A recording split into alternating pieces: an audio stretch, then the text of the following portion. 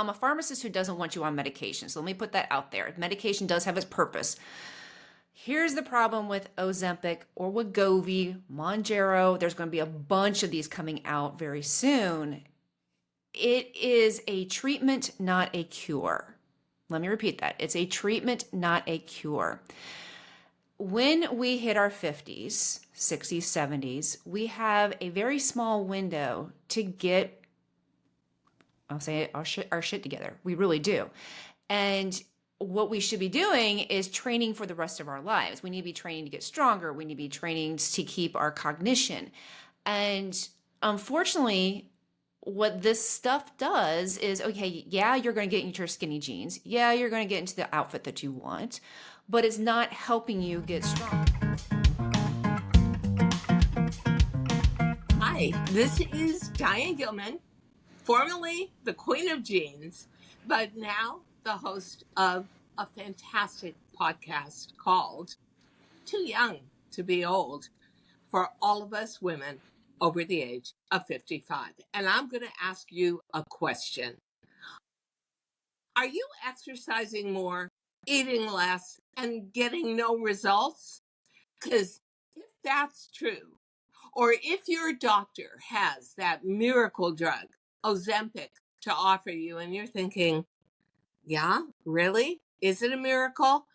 I've got someone named Amy Wilson, who is a geriatric pharmacist and also a certified fitness professional, to tell you no, time out on Ozempic and any drugs in place of changing your lifestyle. Amy, it is so good to have you. And you have got a captive audience in me, because I am the queen of not only jeans, but I'm down to one tiny meal a day. I think they call it intermittent fasting, but one tiny meal a day, and exercising some days up to 3 hours a day, and nothing's happening. What is going on here? Oh, Diane. Well, first, thank you so much for having me. But we got a Pleasure. lot of things to unpack right now. So I guess we're going to get started. So, yeah, I'm a board certified geriatric pharmacist. I'm also a fitness professional and a certified nutrition coach. And what we're doing is, by not eating and working out more, is we are wrecking our metabolism. We are making it slower. That's not good. That's Oh, not what we want. We're making our bodies frail as we age. That's not what we wow. want. We're not helping our thyroid, because our thyroid needs carbohydrates. We are not helping our inner chemical reactions that happen when we fuel ourselves with food.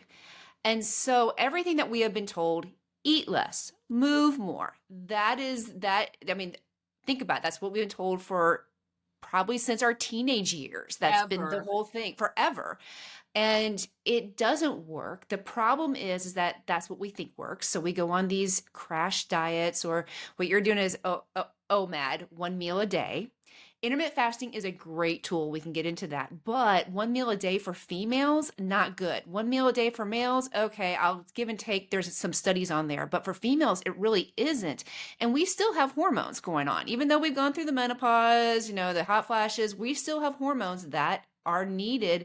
And we need fat, and we need carbohydrates, and we need protein. So when we're eating less, we are actually putting a lot of stress in our body, and it's not a good stress. Now, I'm going to ask you. I have several friends. I'm in my late 70s, and I have a range of friends age-wise, but in my 70s, I've made friends with like people, male, female. A few of them are on Ozempic. I did not ask a personal question of, were you diagnosed with diabetes too? I just thought, what is this doing for you? Yeah, you look thinner, but then I hear these terrible rumors that if you take Ozempic, and Ozempic is not going to solve the problem of refining your diet or changing the rhythm of it, because now you feel, oh, I'm bulletproof.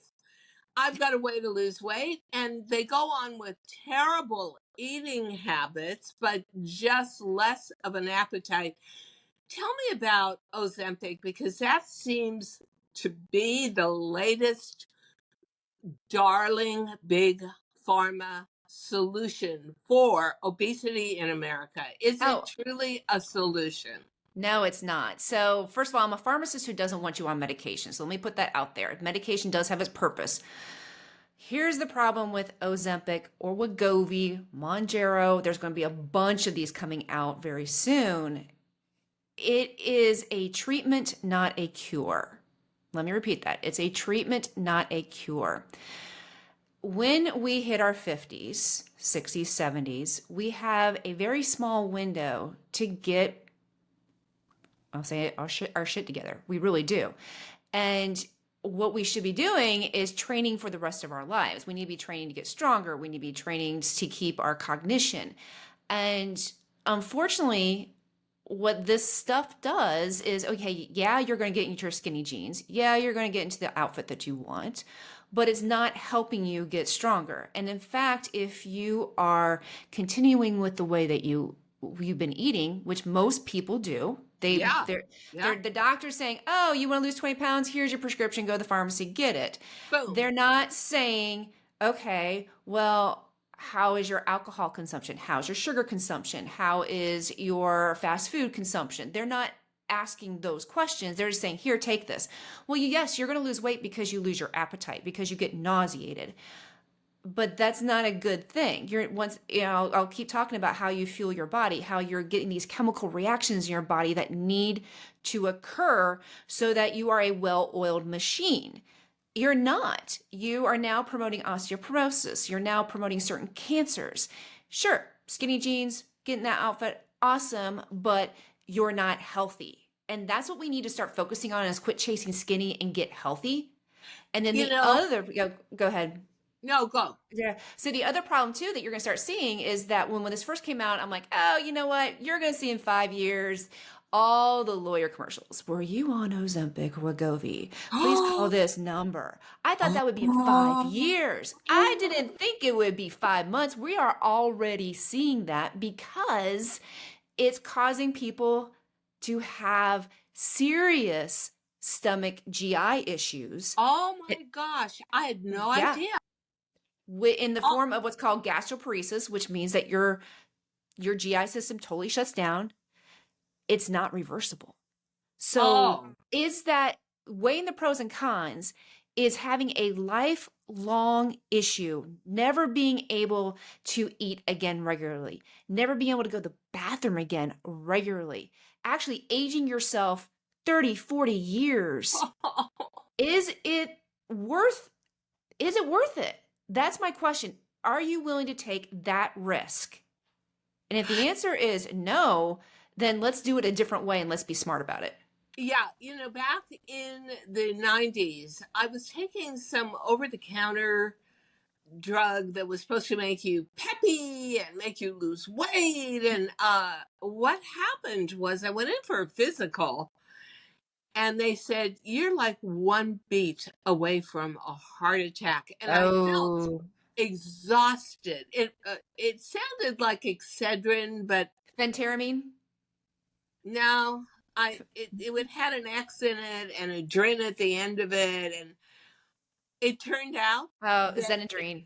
yeah, Yep. and it gave you an irregular heartbeat, and I Heartbeat. felt exhausted all the time, and it was terrifying. And I got off of it immediately, never went back on anything that had to do with, in some false way, motivating you to stop eating. But as Americans who feel bulletproof and seem to ignore the tsunami of gastrointestinal cancer washing over them, I think that we feel that we are entitled to this. I mean, my friends, the friends I know that are on Ozempic, are eating tons of bacon every morning and tons of eggs and all this cholesterol producing stuff. And you know what? I have to say, and it could be because after breast cancer, I just thought, you know what? I want to have personal control over getting my body back. Hmm. I don't want to take any drugs. I don't want to take Ozempic. And it was offered to me. It's unbelievable. It's like, Diane, you're kind of in shape, but you could afford to lose 10, 12 pounds. Take Ozempic. And Oh I my. heard that if you stop taking Ozempic, you will gain the weight back and more almost immediately. So tell me, what happens if you're taking Ozempic and then maybe the nausea just gets to be too much for you, or you think, okay, you know what, I reached my weight goal. Hmm. Now what happens, Amy, when you stop taking it? Because someone didn't learn how to eat. And here's the other thing that we have to realize is that when you are not fueling your body has to get it from somewhere. And it's not body fat. I hate to tell you, it's you're not fueling, and everybody's like, oh, but I'm burning fat. No, you're not. Your body is going to preserve fat, it's going to use muscle, which is not what we want. Muscle will actually increase our metabolism, but if our body is using muscle, you're slowing down your metabolism. Yeah. So now you've lost how much weight? Some of that will be body fat, but the majority of it will be muscle. You go off of the Ozempic, and even if you just start eating normal, because now you have a normal appetite again, but you actually may have more of an appetite because of the way Ozempic works with a hormone called leptin. And it kind of shuts down leptin, and we call leptin resistance, and it shuts that down during while you're on Ozempic. Take it away, the leptin is back, the biofeedback system doesn't work anymore, and so now you have all this where you're hungry all the time, and you eat, and of course you gain the weight, and because things aren't working the way they were before, your metabolism is slowed down. Now you're looking at gaining more and more weight, and that yo-yo cycle, that mental yo-yo cycle Yeah. is starting all over again, and that feeling of a failure, feeling that why does this happen to me every single time, is because we set ourselves up without even realizing we're setting ourselves up. I think we as Americans always feel like we're first in everything. We always feel like there has got to be an easy solution. Because Yeah. when you watch reality TV, hey, you just sit around all day, buy expensive handbags, get a shot in your butt so your butt looks better from a back view. But I'm going to ask you something I'll bet you every middle aged woman going into more mature part of life wants to know, why is all the fat around my middle? Why does it look like I'm wearing a semi tractor trailer wheel around my waist? And what happens when I lose weight? My legs get skinnier. My legs are already like toothpicks. I cannot get rid of that spare tire. Now, time out. I developed a middle aged gene, the DG2 gene, that was my light bulb moment in life because I could never lose that weight. But come on, there has got to be a solution. I always said I look like I look like a meatball hors d'oeuvre on two toothpicks. What am I doing wrong? Help me, Amy. All right, so we got a couple of things. One, we have genetics, so I'm just going to tell you right there. Sometimes genetics has a predisposition of what you're going to look like.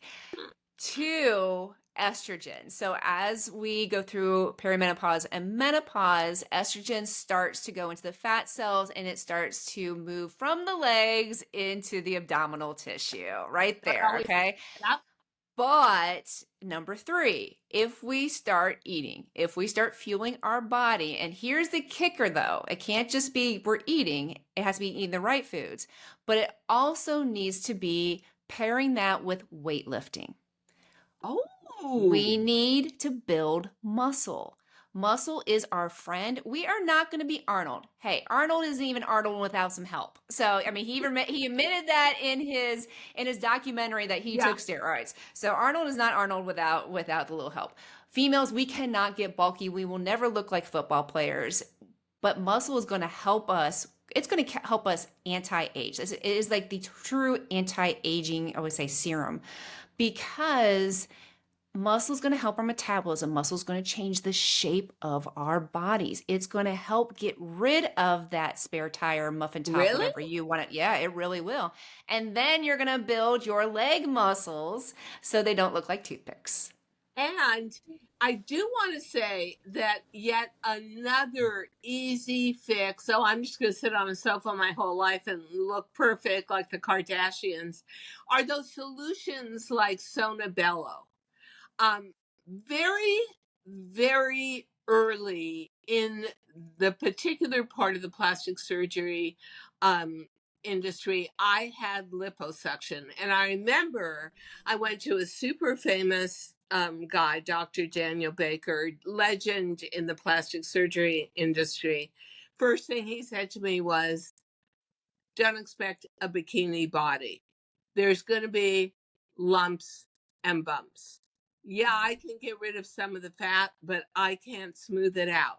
So now this progresses to Sonabello and forms of, I guess, freezing the fat, and then it kind of melts away. Talk to us about the easy fix that we all wish we could have And and afford. unfortunately, here's the thing: is if it's too good to be true, it's too good to be true. And there Ah, are a lot of studies coming out now showing that that is not a good answer, and that it actually causes divots and it causes other issues. And you have to remember when you do liposuction, you are taking out a certain part of fat from the body. yeah. If you overeat, if you're not eating right, your body is going to develop more fat cells. Maybe not there, but someplace else. Our body is great at adapting, and we're always trying to outsmart the chemistry. We're trying to outsmart what our body is programmed to do instead of working with it and understanding that it takes time. It's not Amazon Prime, it's not going to get here in 2 days. But everything that we do, if we work with it, our body will take care of us in the long run. I think that that we are so used to seeing solutions that are like watching a reality show Mm-hmm. and thinking, oh, if only it was affordable. And then something comes along that is affordable, and then you wind up with a million lawsuits. And when I had that liposuction, had to be about 27, maybe even 30 years ago. Um, it did some good. It took out fat volume. I really tended, but I had a terrible diet back then, just terrible. Lots of fatty meats. And you could actually just serve me the fat from a steak and the skin from a chicken, and I could avoid the flesh altogether. I crave fat. What is that in me? And am I one of many that feel that way? Like yum, yum, yum, yum, yum, fat, fat, fat, fat, fat. But I hate fat on my body. Well, fat's not going to make you fat. That's what we have to realize is that even though we eat, Oh, it won't make you fat. wow. But if that's all you're eating, that's not really good for your insides. So Yeah, I know. we still need the carbohydrates, we still need the protein, we still need the balance. And then, you're talking about eggs. Eggs aren't the culprit. Eggs aren't what's wrong with your diet. What's wrong with the diet for most people is sugar, is processed foods, is things with chemicals, things with artificial flavors, artificial sugars, artificial colors, the chemicals that are all in those packages. That's what gets us. So if you go to your doctor and your doctor's like, hey, you need to lose weight and stay off the eggs because your cholesterol is Cholesterol. high, and it Cholesterol. has not, Eggs are no, enemy for no, they're not. cholesterol. They are not the freaking enemy. Congratulations. I stopped eating them. Uh-huh. Eggs are amazing. Eggs have so many good micronutrients and they have protein. Yeah. Our enemy is processed foods. Our enemy is diet foods. Healthy choice, lean cuisine, things that say they're healthy but they really aren't, All right. that are making us actually gain weight in our later years, and we can't figure out why because we think it's not anybody's fault. We think we're doing the right things. We listen to multimedia, we see somebody on TikTok or Instagram and they're doing the latest greatest program, or actually just shake or a fuel packet or whatever, and we're like, oh, quick fix. We see the before, we see the after. Oh, it's so easy. And I just had this conversation with somebody else that they just tell me what to eat. I don't want to think about it. But that's not the way to do it. That everybody is different. You, it requires some work on our part. And like you said, Americans are lazy. We need to quit being lazy and take our health serious and be willing to work on it. My GP, and I don't go very often, I'm going to admit, but when I went last year, at the beginning of last year, she said, "Oh my God, your cholesterol, you're going to drop dead any minute. You've got to stop eating eggs. You've got to stop eating ice cream for sure." I went Yeah. off the rails during the holiday season, and it wasn't pretty. So she immediately says, "Oh, I've got to put you on statins." And I said, I don't want to take drugs. I want to give my body a chance to sort this out. Well, she gets like really out of sorts about this. And it's like, okay, well, if you want to die, go ahead and die because your cholesterol is so terrible. So I said, give me 6 months. I'll be back. I'll be back. So I get off of all the creamy stuff. No sour cream, no heavy cream in my coffee, no eggs, no this, no that, no dairy, which actually is a good thing. And when I come back, the first thing she says before she even tests me is, "I've already called the pharmacy and I've ordered you statins." I said, "But we haven't even tested me for cholesterol yet." And she said, "Well, your cholesterol is so out of control. It's never going to be okay." And then a week and a half later, she calls me up with blood test results and in a very sheepish voice says, "Your cholesterol's perfect. Your blood pressure's perfect." I mean, I don't think that the medical system in America is thrilled with you doing it yourself. And I don't think they're thrilled with you doing it through proper diet or exercise. They're there to support the latest and the greatest drug. And you can tell me statins are great. And I have friends on statins who say, I can eat anything now because I'm on statins. But is that really true? No, it's not. And to your doctors, I would say one, it was probably all the creamy stuff, the dairy, the sugar. It wasn't the eggs. But you have to realize how many times they probably had the conversation was you need to do something, and the person says they're going to, and then they come back and nothing ever happens, nothing changes. So it's one of those things I think physicians have just one, they don't have time, and two, they just throw up their hands in the air and say, well, they're not going to do it anyway. Here's the prescription because obviously I'm able to help them in one way, and that's prescribe a statin. The issue I have is that we absolutely can prevent, and that needs to be pushed more. We can reverse too. That's the other thing. We can prevent and reverse. And that's not pushed, that's not sexy, and it's just And not. yet it is. Yeah. And the doctors would, it's much easier for them and for their billing practice to write a prescription than to have that Now, conversation. I spent about 2.5 years of my career living on and off in Hong Kong. And Mm. I came to see that the Chinese see food and food intake as medicinal and a Mm-hmm. form. And I think that is Yeah. the, I so wish we could adopt some of that philosophy in America because I think it would create a much healthier nation.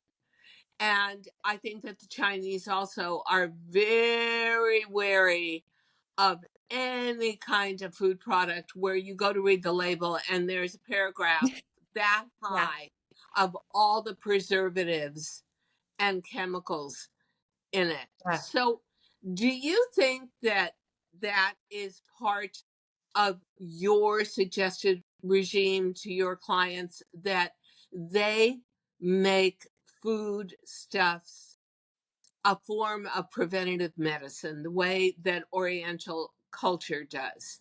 Absolutely. When I work with my clients, my biggest question to them is before you put something in your mouth, how is it going to serve you? What is it going to do? And a lot of times we use food as anti-anxiety, as depression, as stress relief, as a Totally. form of celebration. We don't look at food as what its purpose is, and that's to make us better, to make us whole, to make us be able to run, jump, think, be happy. We look at it as something else. And when I start having them think about what they're putting in their body and how does it serve you, that stops a lot of binging right there. That stops a lot of stress eating, because if you're going for the M&Ms or the chocolate or the potato chips, and you're looking at that food, okay, well right now it's serving a purpose of maybe not dealing with an issue, or I'm trying to crunch. Well, that's not serving your body.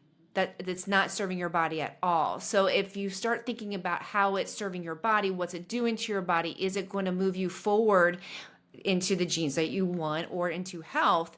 It's a very different way of looking at things, instead of always looking at, oh, well, it has 80 calories, I can eat it because it's with the calories.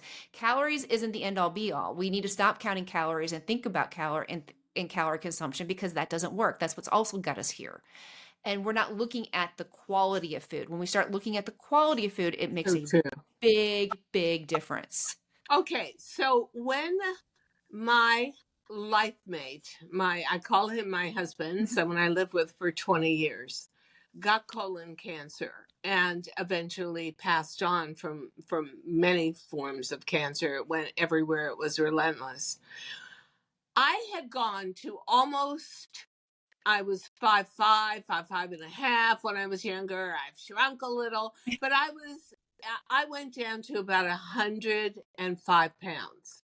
Oh, I wow. couldn't eat because he couldn't eat. When he passed, and I will tell you, I learned a lot about myself. I gained almost 90 pounds. I made food my companion. I made food my comfort. Mm-hmm. I made food my recreation. And I became what I call a carbogenarian. And because Mm-hmm. I'm a lousy cook, I worked all my life. I would just come home, drop a bag of pasta in boiling water, so over a pound of pasta, open up a can of sauce, a bottle of red wine, and every night, lonely, sad, in front of a TV. Well, finally, I went to my doctor and he reeled back. He hadn't seen me in a year and just said, if you want to go into latter middle age, so I was about 53, 54 when I saw him, as the national definition of obesity, he said, you do that, but you are going to have health issues that are going to be unbelievably obstructive and painful. And I went and I sat in Central Park. He was in Central Park South, his offices. And I made a list of why I ate, what I ate, Mm-hmm. and what I was going to do about it. And I had to give up carbohydrates. I had to give up food as recreation. I had to start thinking about eating proteins. I had to totally realign my brain. Does that make sense to you? It totally does. And the thing is that, carbohydrates aren't the devil, but you were eating a lot of spaghetti, which spaghetti is processed, just so people know. It's like Oh, it is. it is, and it's especially with the way that we do it here in America. So if you want to do a higher quality, you go with something like a chickpea pasta or a red lentil pasta, where you actually get protein and fiber. The way we do it is it's pretty much just durum wheat, and it's going to spike your blood sugar. Plus, you put that with, I don't know what kind of pasta sauce you're using, but a lot of pasta sauce has more sugar in it than a can of pop. Ragu. I mean, Yeah, yeah. So it it wasn't, was what you were doing was out there. the epitome of, oh, just giving your body not a candy bar, but sugar in a different form. And if you were constantly doing that, your sugar's constantly elevated. You're increasing your age, believe it or not, by increasing that sugar consumption that way. And, now we're talking about inflammation. Now we're talking about increased body fat, all from that kind of easy processed food. It's comfort food, but once again, it's not serving your body. So everything that you did, explain why you didn't want to do this, explain, writing down what to eat, what Health. you need to do, health. You, that's the one thing that I can tell people is like, why is it some people can do it, some people can't? It's all mindset. It's all saying, you know what? I'm not going to do this anymore. You had your wake up call. I'm not taking this anymore. I'm going to change and I'm going to do this. You put your foot down. And that honestly is what I see, especially middle-aged women. If it's, oh, this is the way it is, it's menopause. I'm meant to gain weight. I'm meant to be this way. I'm meant to feel like crap. I'm meant to feel all the joint pain and the headaches. This is just No, the way it's no. going to be. Or the, no, this is second chapter and I'm going to be so much better than I was in my 20s and live life to the fullest. There is that line that draws that people who want to live their life fullest will learn how to eat, will learn to lift weights. It doesn't take hours, it's 30 minutes. We'll learn how to eat for what you need. That takes time to grocery shop, to get the right foods, to understand you have to cook just a little bit. You don't have to cook a lot, but cooking some. And the people who are all in and say, you know what, I am not going to feel bad anymore. I'm going to feel amazing. I'm going to prevent disease or reverse diabetes or reverse whatever, or get my spouse in shape too. That sometimes helps. And those are the ones who are going to absolutely change their lives for the better, just like you did in your 50s. I could run, but I couldn't hide because I was on Get television. I was vision. on QVC Yes. HSN. And at a certain point, I started to get this sort of hate fan mail like, Diane, you're too fat to wear your Oh. clothing. And I thought, uh oh. But what I found, and this is going to be final question, and it's a little bit complex, but as we get into our 60s and our 70s, and I was lucky, I had never even been in a hospital till I was 72, and I was diagnosed with breast cancer and had to get a double mastectomy. I wound up with a condition, lymphedema, in my left arm, took out all my lymph nodes on the left side, some on my right side. So my left arm, my right leg. I have found, and I am highly motivated, but I had to customize my whole diet, but exercise program. So now I'm really in a phase where I can do more upper body exercise than lower. And I find that I don't eat anything with dairy. Where do I go for information about this stuff? I feel like a forgotten woman. I can't go to a gym class. I can't keep up. Um, I don't, I'm doing a lot for myself and I'm very conscious, but I'm not quite sure I'm doing the right things and the right kind of exercise for myself. What do I do, Amy? So I mean, I always call it analysis paralysis. If you go on Google, there's so many things out there. Do this, do that, do this.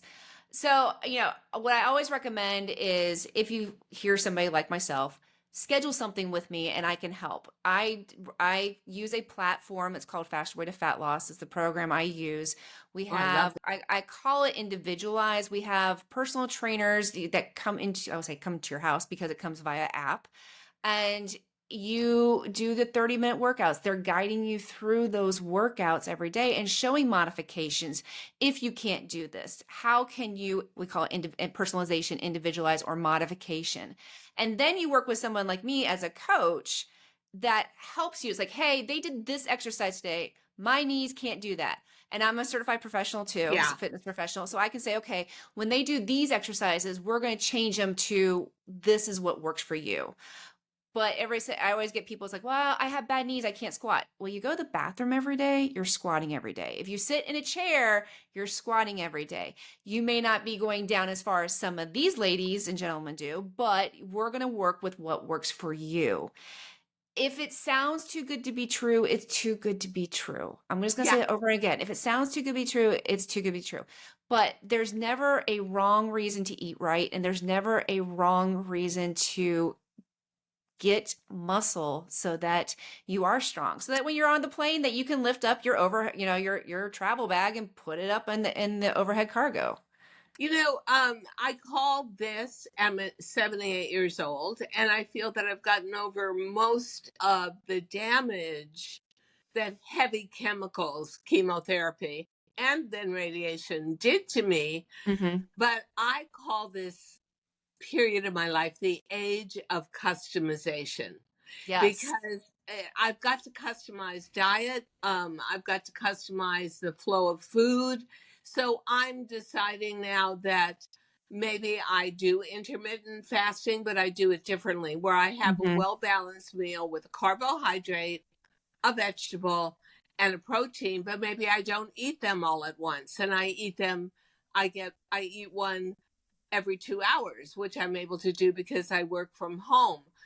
But Amy, you need to clone yourself. We all need a bunch of Amy Wilson. And this has been one of the most fascinating podcasts we've done, because honestly, you just make sense and sort of demystify it all. So we will um, list how you can get in touch with Amy and all of that good stuff, because the Yeah. truth is we all need Well, an and I Amy, do coach virtually, so I can get anybody in which the is United great. States. Yeah, so it just So because if great. you're not where I am, it's okay. There's Zoom, there's everything else. But thank you so much for having me, This and this has was been a great conversation. yeah, it was so fascinating to me. And I got to ask some of the questions, like the spare tire question.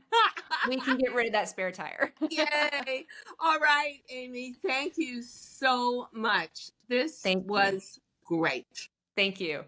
Thank you so much for listening to Too Young to Be Old podcast. The episode may be over, but the fun doesn't have to stop here. Find us on Facebook, Instagram, TikTok, and YouTube at The Diane Gilman, or visit our website, thedianegilman.com. If you like the show, leave us a rating or a review and subscribe so you don't miss the next episode. And until then, don't forget, age is just a number. Together, we'll prove that we are all too young to be old.